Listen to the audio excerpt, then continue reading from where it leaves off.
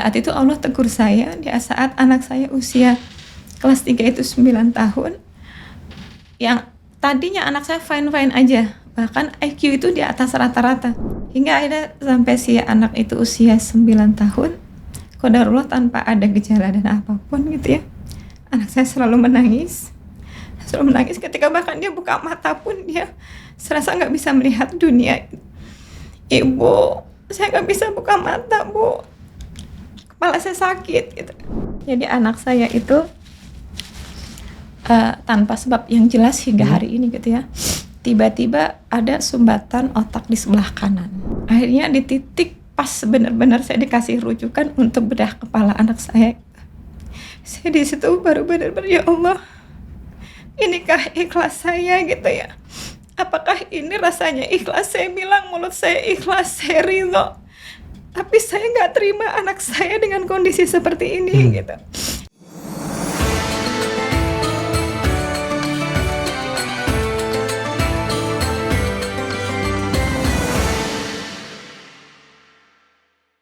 Jumpa lagi di Pejuang Keajaiban. Narasumber kita luar biasa. Kami menghadirkan seorang pejuang keajaiban yang memiliki profesi sebagai praktisi medis. Kita sambut saja Bunda Liz. Assalamualaikum Bunda. Waalaikumsalam warahmatullahi wabarakatuh, Dokter. Alhamdulillah luar biasa dahsyat. Alhamdulillah luar biasa dahsyat. Saya udah hafal banget nih. Udah berapa seri kita di sesi Ramadan ini ya.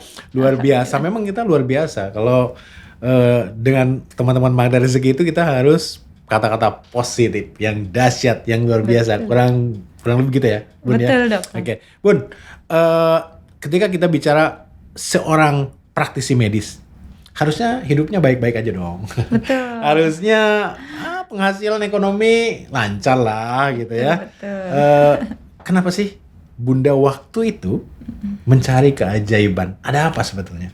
Oke, baik Dokter ya. Memang seorang medis itu adalah penghasilan yang banyak. Kalau kita sisi dari sisi pekerjaan itu banyak pekerjaan yang mulia gitu ya. Ada apa dengan saya gitu kan? Saya bukanlah pejuang keajaiban kalau dokter tadi bilang. Namun apa yang saya cari, saya pejuang pencari Allah gitu. Pencari Allah? Saya berjuang mencari Tuhan gitu. Waktu itu bukan saya tidak punya duniawi, banyak duniawi yang sudah Allah kasih ke saya. Sebagai praktisi medis, saya juga punya SK gitu ya. Qadarullah saya lebih yakin Allah lebih kaya. Alhasil SK HSN saya kembalikan gitu ya. Kemudian saya menekuni pekerjaan saya tetapi di sela-sela pekerjaan saya yang banyak gaji, yang saya juga punya jabatan gitu ya. Qadarullah saat saya menikmati semua hasil yang Allah kasih, ada satu titik ketidaktenangan di hati saya. Allah begitu baik dengan saya gitu ya. Allah begitu murah kasih semua apa yang saya inginkan, Allah kasih dengan mudah. Bahkan saya minta rumah, Allah kasih dengan mudahnya, kasih rumah. Begitu saya juga minta mobil, ya Allah saya pengen mobil, kok Allah mudahkan saya punya mobil gitu ya. Dan ketika saya pengen, namanya kita manusia pengen jabatan gitu ya, Allah pun kasih jabatan gitu kan. Nah, apa yang tidak tenang di saya, ketika Allah hadirkan persoalan demi persoalan, ketika ada persoalan dengan teman, misalnya nih seringkali kan, kok saya suka marah gitu ya, sedangkan saya itu orang paling tidak bisa marah, tidak bisa membalas, tidak bisa balas dendam gitu. Tapi ketika itu hadir dan saya rasakan saya sakit hati, kok saya merasa sakit hati gitu ya. Pada saat saya merasa sakit hati, ada dendam, ada dengki, ada kesal di hati saya gitu, kok saya nggak tenang ya Allah, kenapa saya nggak bisa bersahabat dengan teman-teman saya gitu, padahal saya begini pun kok kasih semuanya yang saya minta, jadi di mana engkau gitu kan. Akhirnya ketika suatu saat saya mendengar ada ceramah Ustadz kan ada ya, batas usia kita merubah kehidupan adalah di usia 40 tahun. Dan waktu itu usia saya sudah 40 tahun dok. Di 40 tahun itu apakah yang akan kamu tentukan? Apakah kebaikan yang akan mendominasi atau ketidakbaikan yang akan kamu perbanyak gitu? Itu tantangan di hati saya banget. Genap usia saya 40 tahun waktu itu, saya harus berjuang, saya mau seperti apa gitu. Saya bukan mengejar duniawi, tapi saya pengen hati saya tenang gitu. Nah, hingga akhirnya saya ketemu dengan magnet rezeki. Saya bukan mencari keajaiban, saya bukan memburu dunia seperti apa, bukan, tapi jujur dalam hati saya belajar magnet rezeki. Saya pengen mencari Tuhan gitu ya. Apa yang saya cari? Ya Allah, di mana Engkau? Katanya Engkau dekat denganku. Tapi kenapa persoalan demi persoalan yang hadir, kok saya merasa sok pintar? Kenapa saya selalu bisa mengatasi solusi, selalu punya solusi, dan akhirnya solusi bukan menyelesaikan persoalan, tapi hadir lagi persoalan baru. Akhirnya saya punya solusi cari dengan berbagai macam cara. Persoalan satu selesai, hadir persoalan baru, hadir lagi, dan saya selalu bisa menyelesaikan persoalan. Itu juga bertentangan dengan hati saya gitu ya. Kok saya jadi merasa sok pinter gitu kan? Padahal ini semua atas izin Allah. Tapi di mana saya merasakan keterlibatan Allah di sini? Oke, maaf gitu. Bunda, saya potong dulu nih. Bunda itu dari lahir berarti Muslim ya? Ya. Muslim, sudah begitu banyak rezeki yang diberikan Allah gitu ya. Dan Bunda sudah menyelesaikan masalah demi masalah yang datang. Bukankah manusia memang akan selalu ada persoalan gitu ya? Nah, pencarian itu di titik apa sih? Saya belum nangkap nih. Pencarian itu di titik apa sih? Jangan-jangan udah hadir sejak dulu, cuman Bunda nggak merasakannya. Bahkan Bunda meminta ke Allah kan? Betul. Terus Allah hadirkan, ketemu dong. Nah, di titik mana? Boleh dijelaskan lagi? Di titik saat saya, kalau saya bilang, mau kalau nanti saya nangis. Nggak apa-apa. Di titik di saat Allah sedang kasih saya puncak karir gitu ya. Saya punya jabatan, saya punya gaji banyak. Saya punya relasi banyak gitu kan. Bahkan nama saya juga publish gitu. Orang akan melihat saya, wah gitu kan. Di saat itu Allah tegur saya, di saat anak saya usia kelas 3 itu 9 tahun. Yang tadinya anak saya fine-fine aja. Bahkan IQ itu di atas rata-rata. Bahkan dia di usia 3,5 tahun pun, dia dikategorikan sebagai anak termuda yang hatam Al-Quran. Waktu itu 3,5 tahun dia hatam Al-Quran. Otomatis saya bahagia ya dokter ya. Otomatis saya bahagia. Saya juga punya ya Allah, ini karuniamu gitu. Begitu rasa bersyukurnya saya.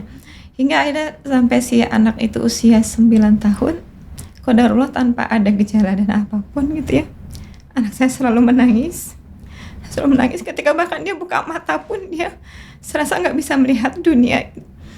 Ibu, saya nggak bisa buka mata, Bu. Kepala saya sakit gitu. Di situ mulai muncul. Karena saya medis, saya kasih obat, dia sembuh. Saya kasih obat, dia sembuh.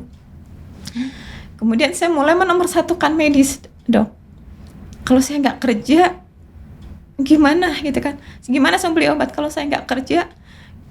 Di mana saya harus bisa membawa anak saya gitu? Alhasil, qadarullah, itu berlangsung sampai 2-3 tahun. Saya terus berobat. Dalam hati saya berdoa, ya Allah sembuhkan anak saya, ya Allah sembuhkan anak saya ikhlas, ya Allah saya ridho, ya Allah.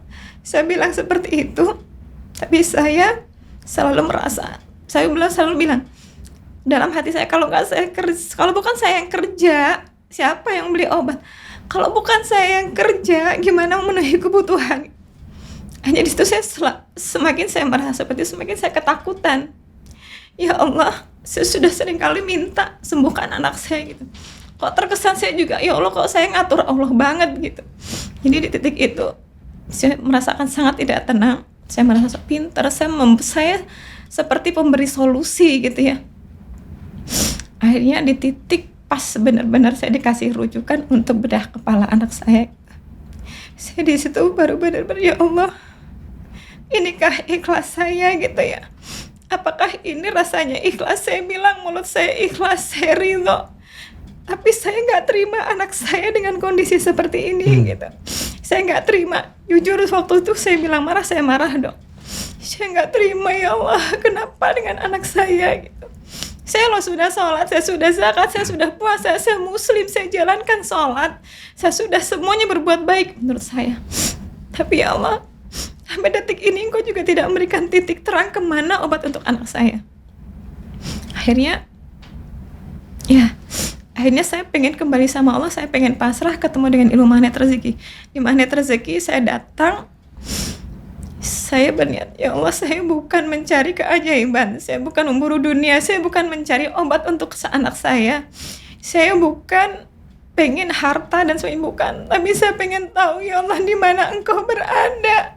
Saya bilang, Allah Tuhanku, usiaku sudah 40 tahun hari ini. Saya pengen tahu di mana Allah yang saya sebut. Allah itu adalah Tuhanku. Saya pengen tahu rasanya ketika saya bilang Nabi Muhammad adalah Rasulku. Tapi di mana apa yang saya rasakan dengan semua itu? Ketika Engkau bilang, ya Allah, Al-Quran adalah pedoman hidupku. Tapi sekarang saya berpedoman apa gitu kan? Ketika saya tanya sama Engkau, ketika saya bilang ikhlas. Tapi dengan Al-Quran yang berkali-kali saya baca, saya hatam, uang banyak. Tapi saya gak ada rasa pun apa langkah saya menurut Al-Quran benar atau tidak, saya gak ngerti, ya Allah gitu. Saya seperti itu, Dok. Saya nangis di situ. Anaknya itu sakit apa waktu itu, Bu? Waktu itu Allah kasih kecerdasan yang sangat luar biasa. Jadi anak saya itu tanpa sebab yang jelas hingga hari ini gitu ya, tiba-tiba ada sumbatan otak di sebelah kanan. Oke. Hingga hari ini. Nama penyakitnya apa? Ya iskemi aja. Oke. Iskemi susunan saraf. Sampai hari ini? Sampai hari waktu ini. Itu sempat dibedah? Saya nggak izinkan. Nggak izinkan waktu itu. Betul. Oke. Saya bilang, ya Allah, kalau ini, karena kita tahu medis ya 50-50 untuk bedah kepala dengan usia anak seperti itu. Betul, jadi saya bilang, ya Allah, ini hitungan manusia adalah bedah kepala. Menurut manusia pun hasilnya pun akan 50-50 antara baik dan tidak baik. Tapi saya yakin obat itu hanya Engkau yang kasih. Maka saya ikhlas merawat anak saya. Di situ. Just di sana ya. Jadi berserah gitu ya. Berserah. Dan merawat anak sepenuh hati akhirnya gitu ya. Karena itu ya anugerah juga ya, kecerdasan. Betul. Ya diujinya mungkin di otak juga gitu ya. Iya, luar biasa Bunda menurut saya. Jadi titik baliknya itu. Titik baliknya jadi, di situ. Kita sudah melakukan apapun, ibadah segala macam, rezeki diberikan gitu dan sebagainya. Tapi di satu titik ternyata ada juga sih orang menjadi turning point atau titik balik lagi ke Allah. Dan di saat itulah Bunda menemukan itu. Nah, seperti itu dari Mada Rezeki ya kurang lebih ya setelah mengamalkannya. Nah, setelah kejadian itu adakah yang berubah? Total lah kita bicaranya ya. Karena tadi Bunda Lee sudah ibadah, sholat, pasti sedekah dan sebagainya, menyelesaikan masalah, sumber solusi bagi orang lain, kalau lebih seperti itu ya. Itu kan kelihatan baik-baik saja ya bagi kita semua di rata-rata ya. Betul. Tapi setelah kejadian itu akhirnya mungkin menemukan Tuhan yang menemukan Allah. Apa sih yang berubah secara drastis dari kehidupan Bunda waktu itu? Betul. Jadi yang tadi saya bilang saya ikhlas, saya ridho gitu ya. Itu ternyata hanya lisan saya. Baru lisan waktu itu. Baru lisan gitu ya. Saya bilang ke semua orang, saya ikhlas, saya ridho anak saya seperti itu gitu. Tapi dalam hati saya kecewa gitu. Ya Allah, kenapa kau kasih anak saya gitu. Akhirnya di Magnet Rezeki itu titik baliknya. Karena saya seperti itu, protes gitu ya, Dok. Saya protes. Di titik balik itu ya waktu kita pelatihan Magnet Rezeki, di situ kita diajarkan Karbutala. Nah, di situ saya dapatkan ayat Allah sedang menahan tawanan perang untukmu. Allah melihat sisi baik di hatimu. Maka Allah akan berikan kebahagiaan berlebih untukmu. Di situ langsung begitu saya baca itu, saya tidak sanggup berkata apa-apa gitu ya. Allah memang sedang memenjarakan tawanan perang. Berarti Allah memang sedang menahan orang yang baik gitu.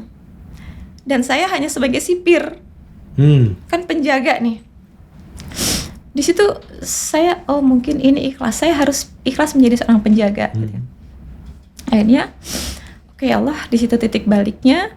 Kemudian saya pun masih belum tadinya masih belum nol gitu, Dok. Saya bilang, oke ya Allah, saya ikhlas saya jadi penjaga anak saya.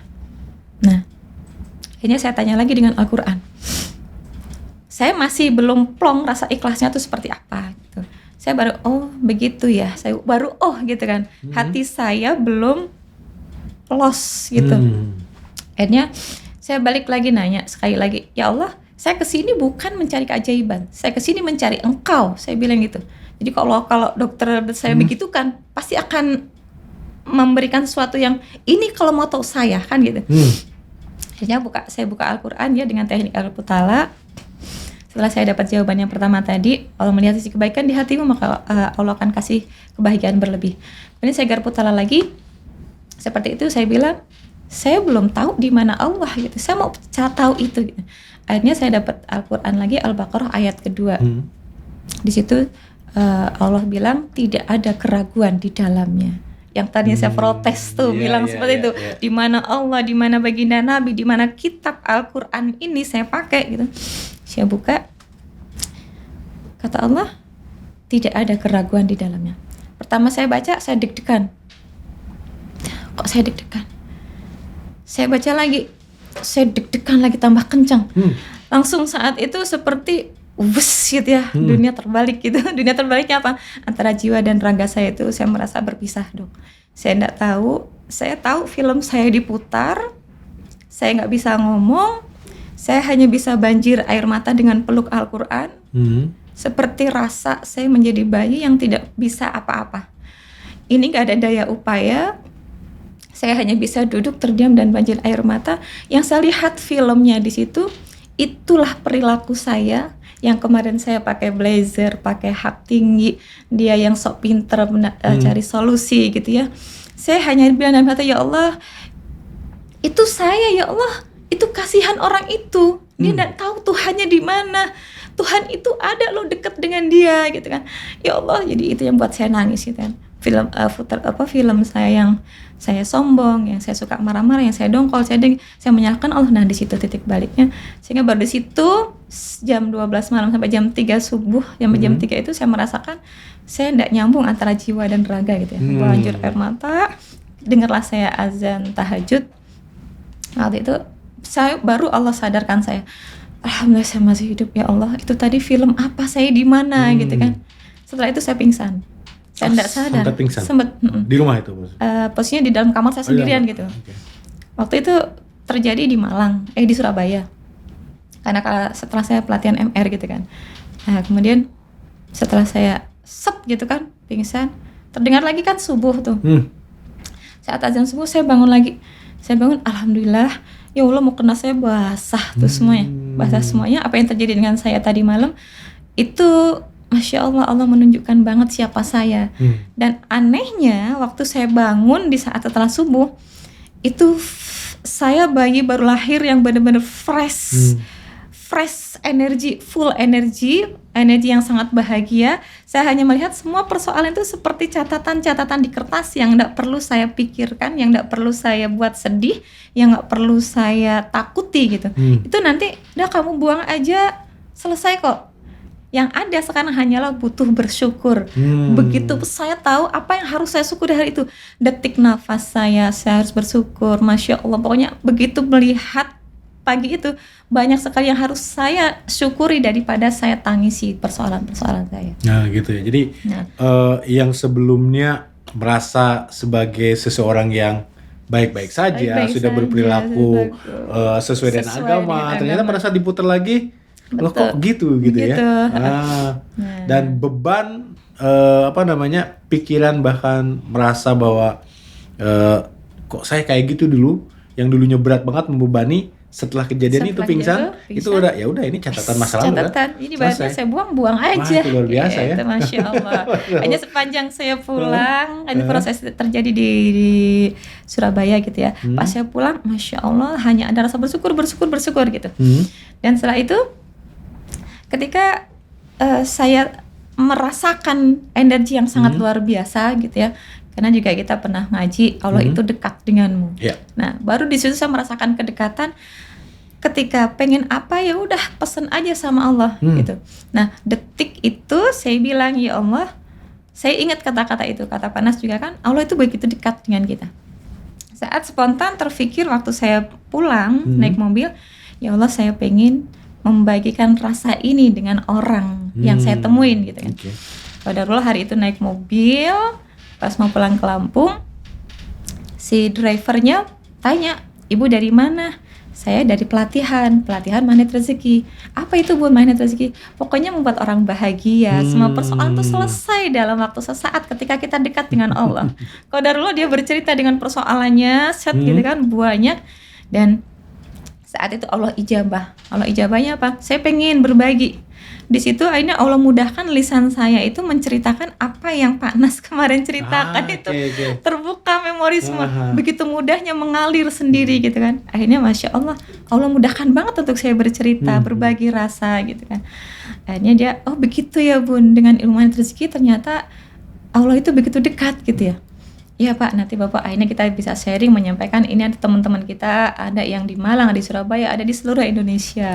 Gitu. Mulai itu titik menginspirasi orang lain pertama ya, ingin berbagi gitu di sana ya, sampai jadi akhirnya ya jadi certified trainer magnet rezeki kurang lebih seperti itu. Bun, tadi bicara mengenai anaknya, akhirnya ikhlas merawatnya gitu ya sebagai anugerah titipan Allah gitu ya. Pekerjaan masih sebagai praktisi medis waktu itu. Masih. Gitu. Dan sampai sekarang masih. Dan sampai sekarang pun masih. Sekarang gitu. masih sekarang ya. Masih, nah, keajaiban apa lagi yang kan ini itu kan keajaiban pertama titik balik lah ya itu ya. Keajaiban itu lebih kepada kalau saya bilang tadi menemukan Allah lah. Ya. Bukan keajaiban sih sama. Cuman keajaibannya luar biasa malah melebihi apapun ya. Seorang muslim dari lahir yang mungkin mendapat apapun merasa berjalan cukup, sesuai dengan agama. Merasa ini Allah mana, akhirnya menemukan Allah itu sesuatu yang menurut saya ultimate ya. Kasta yang paling tinggi. Dan setelah itu menemukan keajaiban-keajaiban lain. Karena di situ saya merasakan ilmu ini the power of sign gitu ya. The power of sign itu ilmu dari semua ilmu. Karena sebelumnya saya juga sudah belajar tentang motivasi, namun tidak seperti ini yang saya dapatkan. Akhirnya ketika saya merasa, oh Allah begitu dekat. Jadi saya minta sama Allah ya minta saja gitu. Akhirnya setelah pulang dari itu saya bilang, oke, Allah Maha Kaya, Allah Maha Memberi, Allah Maha mengabulkan permohonan doanya, permohonan doa hambanya gitu. Akhirnya saya ngetes nih Dok, ngetes awalnya. Oke ya Allah, kalau begitu ini saya nulis di rumah, sampai rumah saya nulis. Oke, kalau begitu saya nulis saya pengen jalan-jalan ke luar negeri. Saya pengen umroh kan gitu katanya. Masya Allah dalam waktu sebulan qadarullah terjawab tuh. Yang mana terjawab tuh? Yang jalan-jalan ke luar negeri. Oh iya, umroh juga ke luar negeri ya? Iya. Jalan-jalan dulu atau umroh dulu? Jalan-jalan dulu. Oh jalan-jalan dulu malah? Langsung Allah kabulkan. Saya enggak pengen gitu. Karena saya enggak bilang jalan-jalan ke luar negeri kemana gitu ya. Saya cuma bilang orang lain aja bisa jalan-jalan ke luar negeri gitu kan. Saya juga bisa, makanya saya nulis, kata Pak Nas kan berani bermimpi besar. Oke, saya yakin Allah Maha Kaya. Sekalipun saya tidak punya uang banyak gitu kan, dan saya nggak punya stok untuk sana. Lagian saya ngapain mau ke luar negeri kan gitu. Tapi nggak apa-apa, saya minta aja sama Allah. Namanya gitu. Juga ngetes ya. Juga ngetes. Kok yang ngetes gitu, Masya Allah waktu itu kan. Akhirnya kemana Bun? Akhirnya pertama sebulan setelah itu, Allah izinkan saya berangkat ke Malaysia dan Singapura. Oh gitu, Malaysia dan Singapura dua negara langsung. Itu sebulan ya, dua negara langsung gitu. Dalam event apa? Dalam event Magnet Rezeki Mendunia. Itu event pertama Magnet Rezeki Mendunia. Jadi yang tadi siapalah saya, mau ngapain saya keluar negeri, terus sama siapa gitu kan. Tapi itu saya mikir aja terserah Allah lah. Pokoknya saya pengen jalan-jalan keluar negeri. Kalau dulu 1 bulan, waktu itu ada 20 orang dari Indonesia yang Allah izinkan untuk berangkat ke Malaysia, langsung ke Singapura. Masya Allah. Umrohnya gimana yang ditulis tadi? Terjadi juga? Umroh yang ditulis terjadi juga. Karena kan dikabulkan. Otomatis kan saya terpikir, Allah aja mudah, berarti saya nulis lah. Saya juga pengen umroh ya Allah kan gitu. Saya pengen umroh. Nah, setelah berjalan dari Malaysia ke Singapura, qadarullah 2 tahun kemudian kan COVID. 2 tahun kemudian COVID, saya tetap aja mimpi. Saya mau umroh. Ya kalau dikasih umroh di musim COVID gitu kan. Cuman kan hari itu nggak dibuka, musim itu nggak dibuka gitu.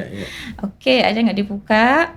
Terus saya tetap nulis, pengen umroh. Akhirnya ada teman gitu kan, Bulis mau umroh. Mau lah gitu kan. Udah action belum? Belum.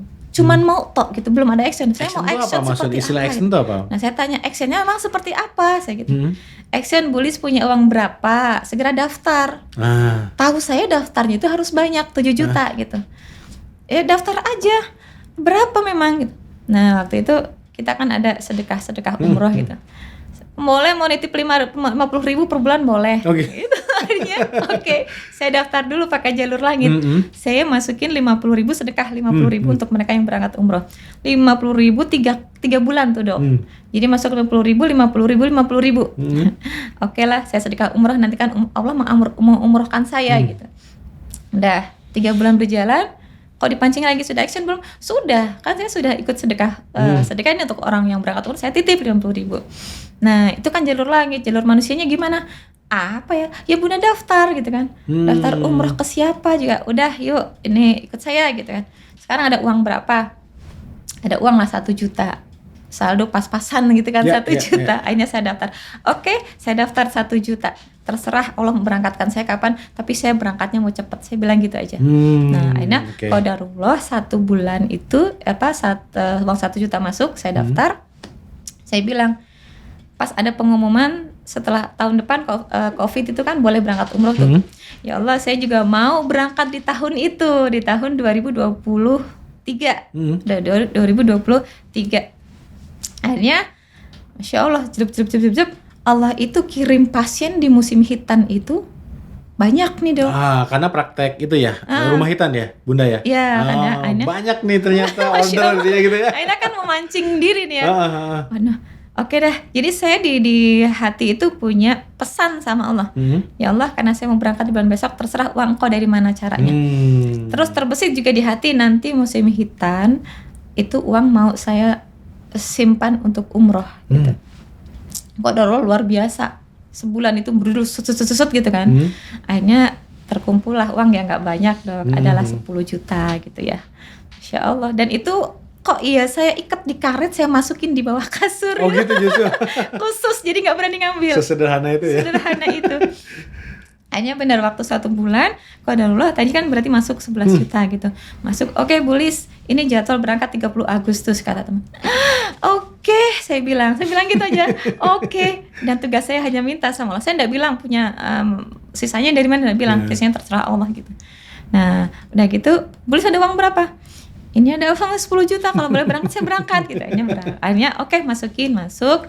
Qadarullah gitu kan. Pas seminggu sebelum keberangkatan kan tetap diminta, Bulis ini harus lunas berangkat. Oke, saya minta sama Allah gitu ya. Kembali kita punya Allah kan. Ya Allah, itu lagi salat asar. Ya Allah, ini WA untuk saya berangkat. Terus bayarnya masih banyak gitu kan. Qadarullah ada WA masuk, Bulis mau berangkat, mau. Ya uangnya belum cukup. Oke deh, separuh saya bayarin. Masya Allah, celing gitu ya, dahsyat. Itu semakin memperkuat kan. Akhirnya seminggu kemudian berangkatlah saya berangkat gitu. Masya Allah, biasa. Dan jadi saya highlight tadi jalur langit dan jalur manusianya itu penting ya. Oke, ini pas banget nih masuknya nih. Kalau teman-teman mau umroh gratis, iya betul, ada jalur langit dan jalur manusia langsung nih. Almas Rajikan, ayam goreng Saudi nomor 1 di Indonesia, itu sekaligus kalau beli Almas itu jalur langit dan jalur manusianya jalan. Kenapa? Jalur langitnya adalah setiap 5% dari keuntungannya di setiap outlet di Abuya Group ya, termasuk Almas Rajikan, itu disumbangkan ke Palestina. Udah pasti itu ya, dari profitnya. Dan dari omsetnya itu juga ada persentase yang dibagikan melalui nasi box ke masyarakat di sekitar setiap outletnya Abuya Group termasuk Almas Fried Chicken. Dan kalau mau umroh bayar, kita ada Bisa Umroh, mengajak Anda umroh dengan harga yang sangat terjangkau, Masya Allah. Bunda, itukah satu-satunya Bunda pergi umroh? Betul dokter, dan rasanya Masya Allah tidak bisa dibayangkan, tidak bisa diceritakan dengan kata-kata, karena itu adalah persoalan rasa gitu ya. Makin lengket dong magnet rezekinya nih. Makin lengket nih magnet rezekinya gitu kan, makin kencang gitu kan. Jadi sampai di sana otomatis kan kita ke sana minta sama Allah sebanyak-banyaknya. Masya Allah. Jadi saya tidak ragu-ragu. Saya ragu-ragu sampai di depan Ka'bah nih, depan Ka'bah. Kata Allah, apa yang kita minta di situ kan dikabulkan. Di rumah Allahnya. Di rumah Allah. Di gitu. Indonesia aja kita dikabulkan bertubi-tubi ya, apalagi di sana. Apa yang diminta waktu itu? Jadi waktu itu saya minta, saya nggak berani belakangin Ka'bah tuh ya. Sedihnya luar biasa itu kan pulang. Jadi saya mau pulang itu tetap saya berjalan mundur Oh malah nggak mau kehilangan pandangan. Saya nggak mau kehilangan. Dia berjalan mundur. Saya bilang, ya Allah, rasa ini saya nggak mau merasakan sendirian. Saya mau rasa ini hadirnya di sini. Saya mau keluarga saya dan teman-teman saya di sana itu bisa kesini bersama saya. Oke. Saya minta ya Allah tahun besok saya bisa kesini bersama keluarga dan teman-teman saya gitu. Dan Masya Allah setelah pulang sampai keluar masjid sampai ujung Ka'bah itu nyaris nggak kelihatan gitu. Barulah saya balik kanan gitu kan. Dalam hati ya masih nangis, kita masih rindu, energi masih luar biasa. Akhirnya pulang ke rumah, udah nih berjalan. Kan pesannya sudah pesen aja sama Allah. Terserah Allah bagaimana akan memberangkatkan. Sampai rumah saya enggak nguber tuh, Dok. Saya enggak nguber untuk saya cari teman-teman saya berangkat bareng saya tahun depan, enggak. Bahkan semakin kesini semakin hampir setahun itu saya enggak ingat pesanan saya kemarin apa gitu. Pokoknya dilupain aja gitu. Udah minta udah selesai lah urusan Allah itu. Betul. Udah saya pesan terserah Allah gitu kan. Akhirnya semakin kesini belajarlah saya bagaimana nih. Saya tanyanya belajarnya bukan dengan yang lain. Saya tanya sama Allah. Saya tanya sama dengan ilmu kita Garputala gitu ya. Ya Allah, saya lo pengen ke Baitullah lagi gitu kan. Kata Al-Qur'an apa? Berilmulah justru. Betul, berilmu. Jadi saya nggak nyambung. Lah saya lo pengen ke sana kok bukan suruh sekolah. Bukan suruh sekolah gitu. Berilmulah. Jadi saya bilang, "Oke ya Allah, kalau berilmu itu adalah hobi saya." Gitu. Karena memang saya nggak tahu ilmu bagaimana belajar ke Baitullah gitu. Terus akhirnya Allah hadirkan satu persatu orang. Orang itu siapa? Orang itu tadinya jamaah yang bulis. Gimana dong cari kita berangkat umroh sama siapa gitu kan. Dan saya kan belum pegang nih. Ya udah teman-teman yang punya travel itu kan udah ke si A, si B, si C gitu kan. Berkali-kali jamaah bertanya itu, saya dalam hati saya, kok saya tidak bisa menjelaskan ke dia ya? Gitu. Itu kunci buat saya. Berarti kan saya tidak punya ilmu kalau cuma lempar gitu. Akhirnya oke lah, kata Allah kan saya suruh berilmu. Saya akan berilmu. Akhirnya saya bergabung nih dengan satu pejuang Baitullah juga. Pejuang Baitullah ya kita yang berjuang Baitullah gitu. Yang memperjuangkan setiap orang untuk berangkat ke Baitullah gitu. Akhirnya sebelajar itu belajar bulan Juni tahun 2024. Berarti setahun kemudian ya? Setahun kemudian, kan tadi Agustus ya 2023, 2024 Juni, tanggal 30 Juni adalah yang namanya pelatihan tour leader. Karena saya itu kata Allah berilmu, buat saya ini kunci buat saya dapat ilmu. Oke lah, akhirnya saya kejar. Saya nggak sendirian kalau Allah hari itu. Saya mau teman-teman yang saya kenal itu harus tahu ilmu Baitullah gitu. Akhirnya waktu saya belajar trainer tour leader itu waktu itu di Palembang, Allah izinkan membawa 28 orang untuk belajar tour leader. 28 orang untuk belajar tour leader. Jadi bukan hanya untuk diri sendiri ya. Bukan. Orang lain juga diajarkan. Orang lain harus tahu. Gitu. Karena begitu saya merasa pentingnya ilmu ini dan ini juga penting untuk mereka, maka saya nggak ngompor-ngomporin mereka. Pokoknya kalau mau siar, karena ini bisnis untuk mengenalkan mereka dengan Tuhannya seharusnya kan gitu. Jadi saya bukan bisnis, tapi ini ajang kita untuk mengenalkan semua orang itu kepada Tuhannya gitu. Nah, tantangan buat sendiri. Akhirnya berjalan tuh. Akhirnya mereka yakin ya, yang meyakinkan mereka Allah. Saya hanya wasilah menyampaikan tugas kita siar mengenalkan mereka ke Baitullah. Karena saya tahu rasanya di sana. Masa perjuangkan gitu. Jadi 28 orang sampai di sana, tahulah ilmu di sana. Ternyata pejuang Baitullah itu bukan hanya mencari jamaah. Gitu kan? Tapi tugas kita yang pertama adalah di benak saya ketika belajar itu bahwa berapa besar kontribusimu untuk Allah.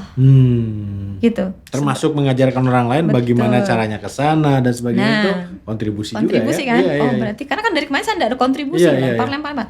Oke, berarti sesi tujuan saya adalah saya berkontribusi untuk Allah mengenalkan Baitullah ke jamaah gitu.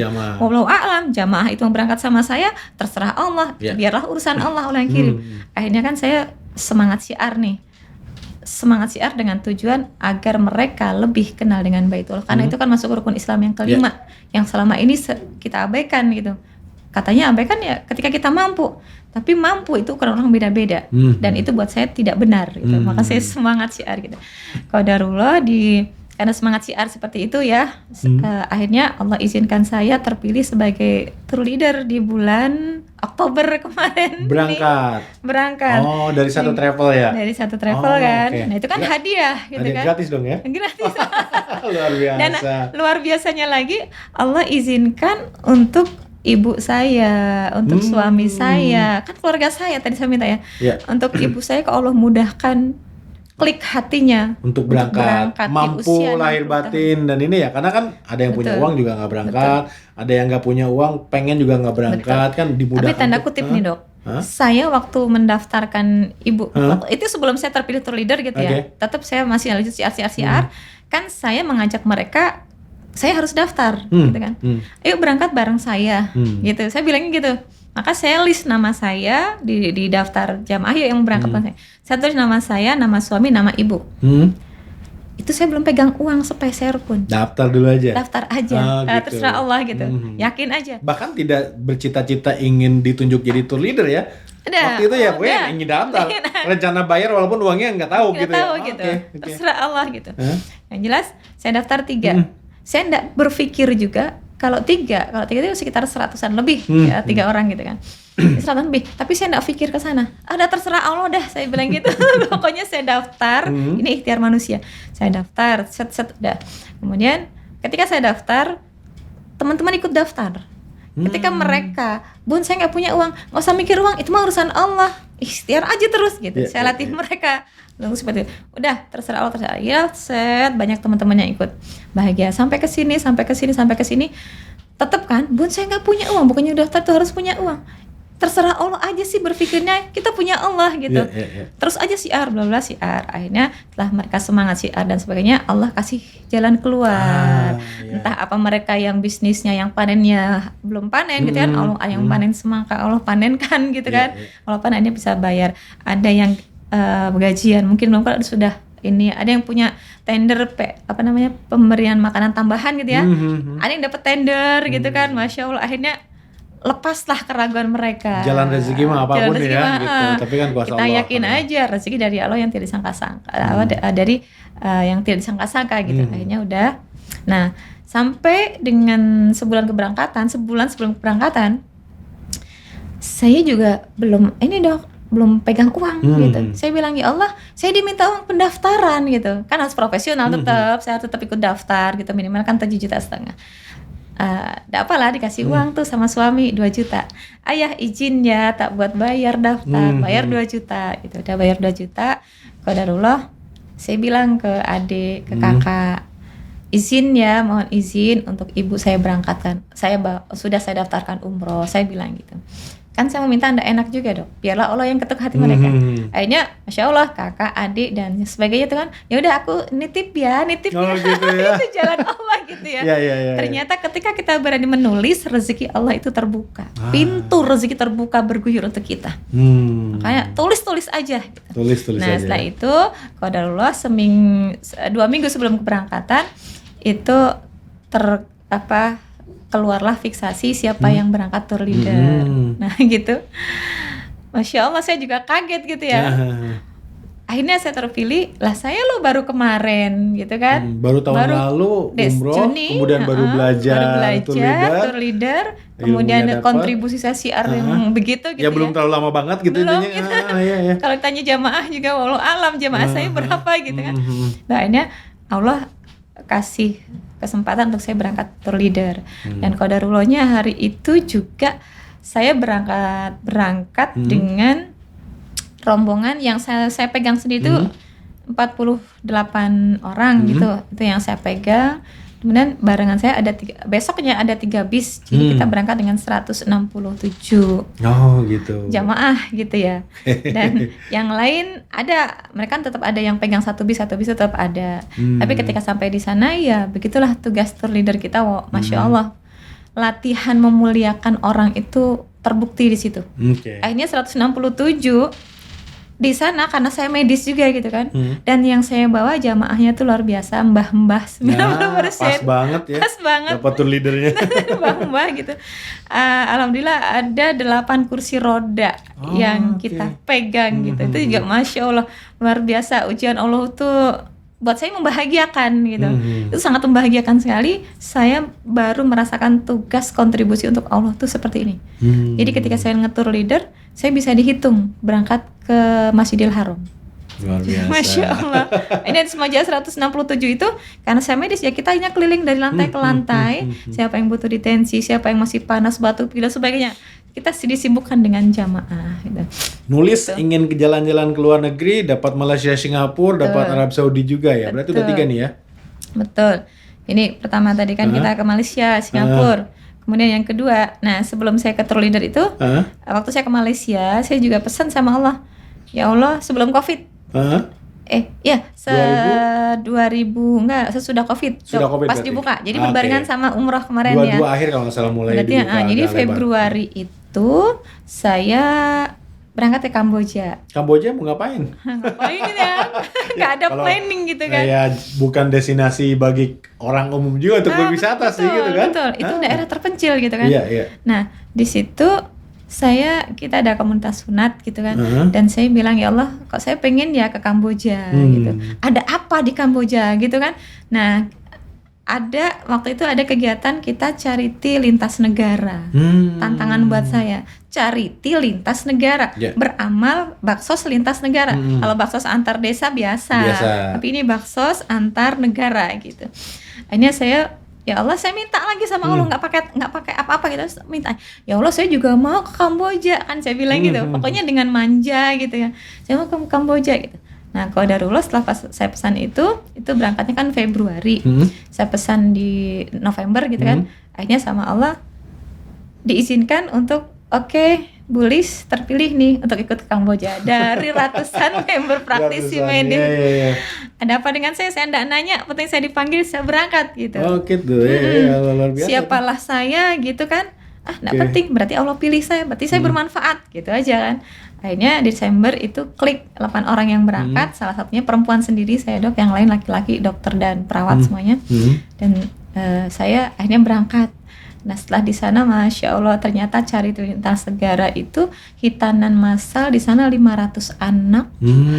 Kemudian dokter-dokter spesialis dari Malaysia. Kan kita lintas negara itu Indonesia, Malaysia, Kamboja. Jadi dari Malaysia itu dokter-dokter spesialis anak, pediatri, kemudian ada obgyn, ada dokter gigi, ada dokter spesialis umum, itu menyatu semua di sana. Jadilah semakin energi plus-plusnya kita semakin bangkit. Dan di sana itu bukanlah muslim yang banyak, tapi kita minoritas muslim. Minoritas muslim di mana di Kamboja itu kan 80% itu kan Hindu. Betul. Jadi yang kita ada di sudut terpencil yang isinya muslim semua. Iya, sebagai seorang muslim kan harusnya kan nggak bercita-cita saya ingin membantu non muslim keluar kan, pokoknya ingin ke Kamboja aja. Tapi kan ada unsur kemanusiaannya ya. Ingin keluar negeri itu ternyata di Kabul atau di Jabah tidak hanya berangkatnya, tapi kontribusinya ya. Kontribusinya luar biasa. Ada rezeki mendunia juga. Menebar ilmu jurus-jurus mandiri rezeki. Kamboja juga ada kemanusiaannya, itu luar biasa sekali. Satu sama terhubungnya praktek bener di sana Dok. Praktek bener ya. Kan bahasa Kamboja saya nggak ngerti. Iya. Mereka juga nggak ngerti bahasa Indonesia, nggak ngerti bahasa Inggris gitu. Iya. Jadi apalah kita. Jadi bahasanya satu. Kalau misalnya obat 3 kali. Oke. Nyambung. Dan dipahami ya. Dipahami, Masya Allah, luar biasa. Pokoknya nggak ada yang lain-lain kecuali sunat, sunat selesai, kasih obat. Yang ini, oke, 3 kali. Asik. Oke, gitu. Itu satu sama terhubung. Iya. Dari mulai menemukan Allah akhirnya sampai dengan berangkat ke luar negeri, berkontribusi juga gitu ya. Biasanya kan narasumber di sini juga banyak yang mungkin dapat amanah gitu ya, amanah tuh hutang ya, istilah teman-teman rezeki gitu ya. Dan narsum kali ini itu sama sekali nggak punya hutang atau nggak punya amanah ya gitu ya, nggak ada sejarahnya berarti nurse kan atau perawat praktisi ini kan ya secara ekonomi oke dong, nggak pernah terlilit hutang ya. Senyum-senyum gitu Tertawa gimana? berarti ada ya dok Oh, ya. gimana? Ada cerita Iya. juga tuh. Begitulah ya. Medis itu yang banyak uang, tapi gaya hidup itu lebih besar. Iya, biasa Masya itu Allah. tantangan orang-orang Tantangan sekarang nih sebenarnya ya. Pengen apa? iPhone baru, pinjol Betul. dulu. Pengen oke lah gaya hidup. Mereka punya motor, saya harus punya motor atau lebih baik motornya. Motor saya udah yang lalu, maka pengen yang baru gitu kan. Iya. Kemudian punya HP, otomatis harus ikut baru. Iya. Oke. Sedangkan gaji untuk makan itu lebih besar Ya, gitu. naik sih tiap tahun tapi tidak besar. Apalagi sekarang tinggal swipe up gitu ya. Betul. Foto sama KTP. 2 hari cair gitu. 2 hari cair. Nah, Bunda ini apa nih amanahnya? Apa gitu ya amanahnya? Ya karena saya itu tadi termakan gaya hidup yang tidak saya sadari, bla bla bla bla. Akhirnya pengenlah rumah, pengenlah isi dan sebagainya gitulah. Iya. Akhirnya kan gaji saya nggak cukup atau dok. Ya. Harus nyicil biasanya kalau nggak cukup Betul, kan. itu tadi Apa gaya KPR hidup jadi itu gitu ya? Iya, masuk Oke. KPR. Jadi saya waktu itu terlibat di 150 juta. Oke. Kayaknya nggak banyak ya dok. Kayaknya nggak banyak, tapi buat saya tuh banyak gitu ya, karena iya, penghasilan saya nggak banyak. Iya. Tapi Terbagi-bagi ke sana kemari lah terbagi sana gitu kemari ya. sana semua kemari. Akhirnya saya semakin tidak tenang kan waktu itu karena punya amanah, punya riba gitu. Aduh, masya Allah, hidup saya tidak tenang. Semakin bekerja ngoyo gitu kan, seperti kok kayaknya menuhankan pekerjaan. Iya. Kalau saya nggak kerja gimana saya bisa bayar gitu kan. Ini kan terliput ketidaktenangan. Nah, ini di ilmu magnet rezeki itu ada jurus yang namanya kerangkeng uang. Gitu. Nah, di situ kembali lagi saya tanya dengan Al-Qur'an kan, karena kita sudah belajar. Jadi waktu saya belajar magnet rezeki, riba saya juga belum selesai gitu. Iya. Nah, di situ salahnya setelah tadi saya kenal Allah itu mudah bagi Allah. Akhirnya pas saya pengen tanya, berarti Allah juga bisa selesaikan riba saya ya, kan Iya, gitu. apapun kan? Suruh minta apapun, bisa dong. Betul. Saya tulis, saya minta dalam hati, ya Allah, saya juga mau dong riba saya selesai, gitu. Saya tulis tuh, saya mau amanah riba selesai. Saya tulis kenapa? Karena saya pengen tahu Allah itu suruh saya ngapain, gitu. Akhirnya saya akan butala lagi, tanya dengan Al-Quran. Jawabannya tuh apa dok? Jawabannya itu sisakan hasil usahamu yang halal. Nabung ya. Tapi kan nabung Kan begitu gitu kan? sedikit-sedikit nggak bakal. Gimana caranya? Jadi sisakan hasil usahamu yang halal. Saya kalau nabung pakai uang itu tangannya tuh gatel gitu. Ambil aja deh, Ambil gitu. lagi. Butuh ini ambil, nggak Betul. pernah banyak-banyak Nggak gitu. pernah banyak. Jadi berkali-kali tuh saya coba. Saya kalau nabung uang itu pasti saya yakin nggak berhasil. Gitu. Akhirnya ada di kita itu kan dinar khairul razikin. Dinar. Gitu. Saya tertarik di Jadi situ. nabungnya di sana. Nabungnya di situ. Gimana teknisnya? Teknisnya adalah karena saya nggak punya penghasilan gitu kan. Ya setiap dikasih uang belanja suami kan nggak banyak, kadang 200, 300 gitu. Oke deh, saya cek scroll berapa harga emas hari ini. Waktu itu minimal 60.000 kan. Kalau dikasih 100.000, saya beli, ya izin ya uang belanjanya saya belikan emas dulu. Akhirnya beli tuh saya 60.000. Saya belikan dulu, sisanya kan 40.000. Nah, sisanya itu yang buat belanja. Justru ini dulu. Iya. Menyimpan dulu di emas atau dinar itu ya. Paksakan diri. Gitu. Karena begitu di garpu tala ketemu ayatnya ya. Ketemu itu sisakan, betul. Jadi saya semakin melangkah, ini cara Allah gitu kan. Terus berkali-kali. Ya alhamdulillah kalau ada pasien gitu kan. Kan pasien itu kalau di kita 1.200.000 gitu ya, Dok. Jadi 1.200.000, saya cek harga emas berapa. Pasti harga emasnya kalau yang 1/4 dinar itu kan 1.100.000 waktu itu. Oke lah, 1.100.000. Saya langsung booking gitu aja. Gitu ya? Ada uang, saya pesan ke web. Nggak ketang 1 biji, terserah, nggak apa-apa. Ongkir mah, nggak apa-apa. Saya abaikan itu. Akhirnya saya pesan, setiap ada pasien, uangnya saya emaskan gitu kan. Kemudian ada uang belanja, saya emaskan. Belanja pakai sisa tabungan. Kemudian yang lain-lain pun pakai sisa dari emas gitu. Akhirnya waktu 8 bulan itu, kaget juga saya. Kan kalau saya beli, saya posting, ada yang mau beli nggak? Ini lo nabung yang begini, nabung yang aman tuh begini. Hanya ada yang ikut beli. Saya belanja di web, harganya lebih murah gitu ya. Ya nggak kira 1.000-2.000 gitu Dok, lebih murahnya. Tetap aja happy gitu, happy. Akhirnya teman-teman ikut, nah mungkin itu berkahnya ya. Berkahnya, akhirnya saya semakin sering. Dalam waktu 8 bulan, qadarullah, saya juga kaget. Lah kok akhirnya ada dinar, ada MR Gold yang 50 ribuan itu kok ngumpul. pokoknya beli, taruh, beli, taruh, beli, taruh. Nggak saya hitung-hitung. Kok dalam waktu 8 bulan itu kok di saat tagihan nih ya, di saat tagihan terakhir surat ketiga sebenarnya panggilan dari bank itu, panggilan ketiga itu, ada surat ketiga ayah panggilan, karena kan saya nggak setor gitu ya. Nah kemudian saya buka, ayah dinarnya kok banyak. Ayah nggak terasa ya? Nggak terasa. Ayah izin ya, dinarnya tuh saya pulangin ke pusat untuk saya nutup riba gitu. Kata suami, Masya Allah, ya udah pulangin aja gitu. Insya Allah cukup gitu kan. Nah akhirnya karena itu kan masih 4 tahunan gitu ya, kan masih banyak, masih ratusan gitu. Saya bilang aja, ya Allah, semoga saya lebih murah gitu kan. Semoga saya lebih murah, bisa dapat kemurahan ya gitu. Akhirnya saya pulangin itu dinar.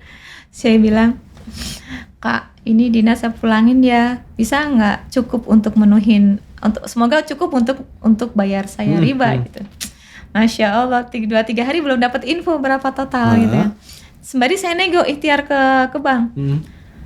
Pak, ininya bunganya gitu ya, bunganya bisa dimudahin ya gitu kan, bisa dimurahin ya. Oke Bu, nanti ini dimudahkan insya Allah gitu. Bu Nulis mau masuk berapa? Saya belum tahu itunya berapa. Insya Allah lunas gitu aja. Terus Pak, besok insya Allah saya kesana bayar lunas, tapi saya minta karena ini hari-hari, oke dah, kemurahan insya Allah dapat murah gitu. Kodalo dapat info lah sekitar 50-an juta kayaknya. Jadi saya bilang, saya datang ke sana bawa uang. Pak, ini uangnya saya bayar lunas ya, 50 juta. Akhirnya itu, oke boleh selunas semuanya. Alhamdulillah, ngepas dengan jumlah pas banget gitu ya. Pas, nggak ada sisa, plus nggak ada sisa. 8 bulan itu. Padahal kalau dicicil itu masih berapa lama?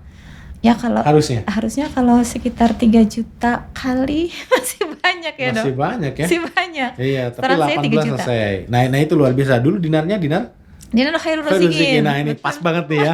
Teman-teman nih tidak harus punya uang banyak, karena dinar khairul rezikin ini mulai dari nilai terkecil itu terkecil ya? Kalau sekarang sudah 1 dinarnya itu sudah hampir 7 juta sekarang. 1 dinarnya 7 juta. Kalau yang terkecil misalnya saya mau beli paling kecil deh 1/4 ya. Sudah sekitar 18, 1.800.000. 1.800.000. Jadi tidak harus nunggu 7 juta dulu ya, 1.800.000. Dan dinar khairul rezikin ini bersertifikat ya. Artinya udah pasti bisa dijual lagi.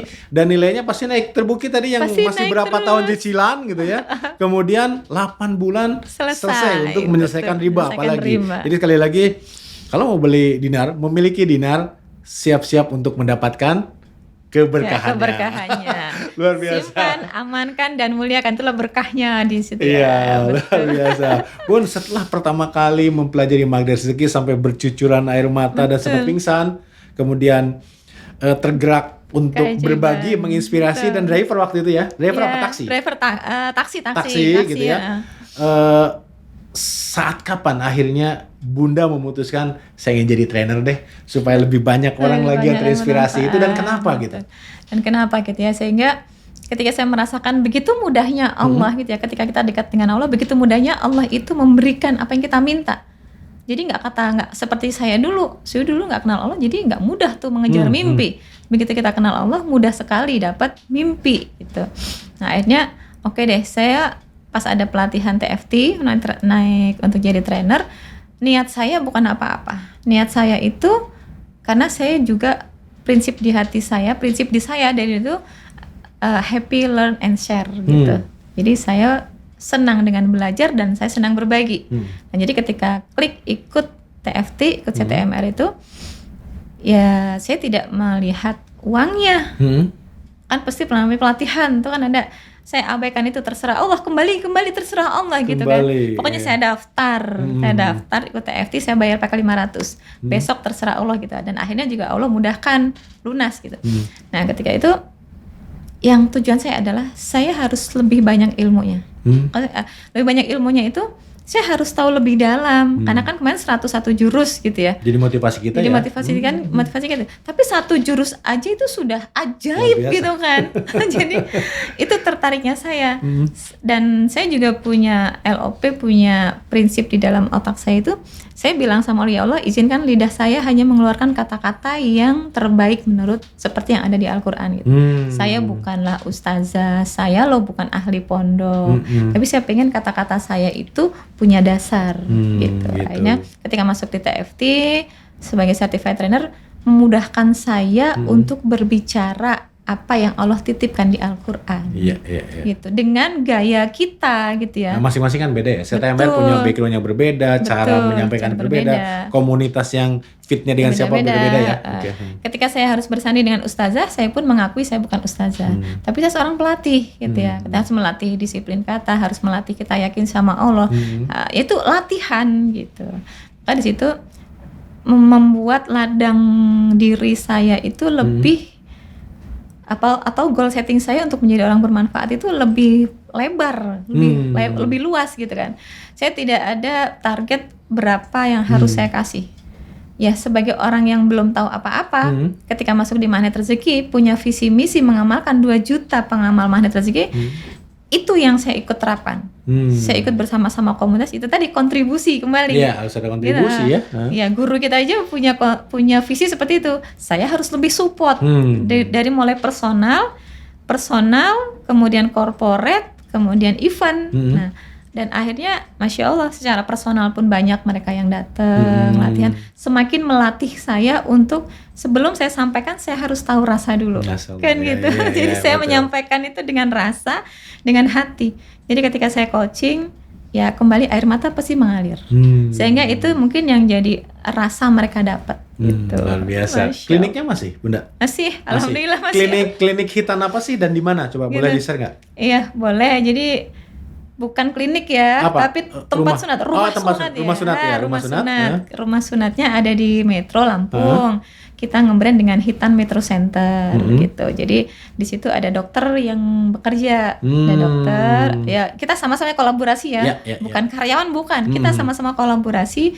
Kita partner gitu kan, membuka tempat sunat. Nah bagi anak-anaknya yang mau sunat boleh ke sana ya, sekitar Lampung ya. Sunatnya pakai monit yang teknik yang modern, sunat yang disukai anak-anak gitu ya. Oh gitu. Nggak pakai suntik gitu loh. Gitu. Nggak pakai jarum, nggak pakai gunting, nggak pakai perban. Terus diapain kalau gitu dipotongnya? Bingung saya juga. Dulu saya pakai pisau. Gimana caranya? Boleh spill dikit nggak? Spill dikit boleh lah. Jadi kalau biar tahu nih maksudnya audiens tuh.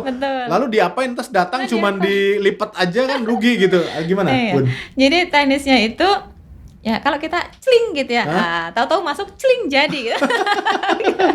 Jadi teknisnya kita tetap dibius, dibiusnya itu enggak pakai jarum, tapi kita biusnya itu pakai free needle injeksi. Jadi tanpa jarum. Tanpa jarum dia pengen semprot aja masuk ke pori-pori gitu. Kemudian kita enggak pakai gunting, terus pakai apa? Ada tuh kan pisau bedah kan bukan gunting. Tapi ada alatnya di situ. Tetap dipotong atau udah enggak dia? Tetap dipotong ya, permanen pokoknya permanen ya. Iya. Permanen. Ini yang dulu pakai gunting jangan mengulang lagi, udah selesai gitu ya. Nanti datang lagi mau boleh nanti dicoba dokter ya. Jangan. Iya, Bun. Ini nggak digunting, nggak digunting kan karena memang ada alatnya sendiri. Teman nggak pakai gunting. Kemudian setelah jadi kita ada kalau dulu dijahit, kalau kita nggak dijahit. Diapain? Satu dilem. Oh, ada khusus lem untuk medis. Gitu. Kalau di sesar aja perut bisa dilem bahasanya gitu ya. Iya, betul. Sunat apa lagi? Udah selesai bersih, dilem, selesai. Jadi pulang, kok sudah jadi? Iya, celing gitu kan. Modern dan dilakukan pasti oleh dokter yang berlisensi, yang sudah berlisensi, betul. Luar biasa sekali, Bun. Berarti jalan nih ya tadi rumah sunatnya dengan CTMR-nya ya gitu ya. Nah kan berarti tadi ada komunitas ya. Betul. Nah komunitas yang biasanya Bunda bantu entah coaching, konseling atau training itu ada spesifik nggak sih siapa gitu atau siapapun? Siapapun ya. Siapapun. Oke. Dan qadarullah gitu ya, Allah yang kirim tuh dari berbagai macam uniknya orang gitu. Ada yang dari Pemda pun ada gitu ya, yang justru itu di bagian keuangan di gitu bagian ya. keuangan ya, karena memang orang kadang-kadang saya mau dibantu trainer ini nih, kenapa? Karena relate banget. Betul. Dia ngerti kayaknya atau sama Atau melalui sama, gitu sejarah atau historical yang sama, kadang gitu ya, beda-beda ya. Walaupun mungkin ya ilmunya sama juga, jurusnya sama kan, dari Mandar Rezeki yang dibuat Panas juga gitu ya. Oke, Bun, ini luar biasa nih ceritanya. Semoga menginspirasi. Tapi terakhir nih, apa yang ingin Bunda sampaikan ke para pejuang keajaiban, entah itu memang mengharapkan keajaiban atau mungkin ada yang iya, saya juga sama lagi mencari Tuhan, Allah tuh mana gitu. Apa yang disampaikan, silakan. Ya, untuk teman-teman semuanya, untuk kita semuanya sebagai makhluknya Allah, sebagai makhluk yang hakikinya adalah Dia untuk bahagia, maka pesan saya, Allah itu begitu dekat dengan kita, bahkan lebih dekat dari urat nadi kita, bahkan Allah itu ada di setiap hembusan nafas kita. Maka jangan pernah tanya Allah itu di mana gitu ya. Allah begitu dekat dengan kita. Maka minta sama Allah itu minta saja, ndak usah pakai tapi. Ya, minta sama Allah, minta yang jelas. Saya minta apa dan kapan, ya. Oke, sepakat. Minta sama Allah jangan pakai tapi. Itu yang pertama. Kemudian yang kedua adalah terima semua yang terjadi kepada kita dan jangan pernah tanya kenapa. Karena tapi dan kenapa itu adalah ranahnya Allah. Kenapa ya Allah kok hidup saya gak mudah? Kenapa kok amanah saya banyak? Oke, itu karena kesalahan kita dan itu sudah takdir hasil dari buah pikir kita. Oke, luar biasa. Terima kasih Bunda Lis. Semoga menginspirasi, memotivasi, dan bagi Anda teman-teman pejuang keajaiban yang sedang memperjuangkan keajaiban Anda sendiri, semoga tidak lama lagi. Yang penting tadi terapkan ya Bun ya. Betul, jangan sampai tidak diterapkan. Sudah denger ini nggak diterapkan, tadi udah di spill banyak. Ada Garpu Tala, ada LOP gitu ya. Ada apa namanya, minta aja gitu ya, jangan mikirin kenapa dan tapinya gitu. Itu ranahnya Allah. Luar biasa. Waktunya terima kasih Bunda. Baik, ya, dan teman-teman sampai ketemu di segmen berikutnya.